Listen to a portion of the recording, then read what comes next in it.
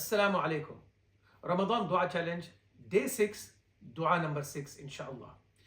We're going to talk about a very exciting dua today. A prophet of Allah, Yunus alayhi salam, when he was exhausted by giving da'wah to his people who did not respond to him, and all his call for them to worship one Allah was to no avail. He left them in anger and haste.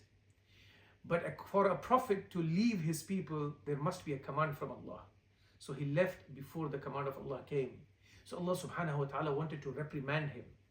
And the way Allah chose is that when he was sailing through his boat or the ship in the ocean, it got drowned and it got sunk.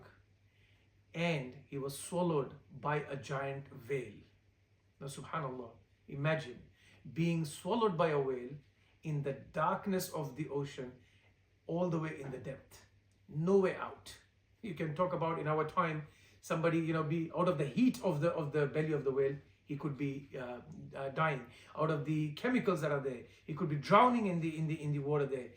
There are so many ways. There's no way out. There's no escape route.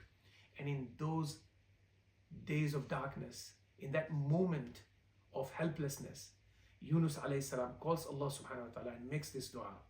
And once he makes this dua, Allah subhanahu wa ta'ala listens to his dua and frees him. And the whale vomits him out, expels him, and he comes out onto the shore of the ocean in alive and all good in one piece. So this is the dua that is mentioned in the Quran in Surah Anbiya, Surah number 21, ayah number 87. This is the dua.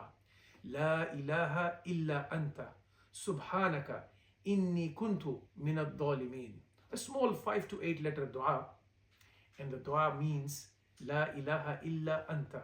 You say to Allah subhanahu wa ta'ala that none has the right to be worshipped except you, O Allah. Subhanaka, and you are glorified, you are exalted, you are pure. Inni kuntu minad dhalimin. Verily it is me who is the wrongdoer.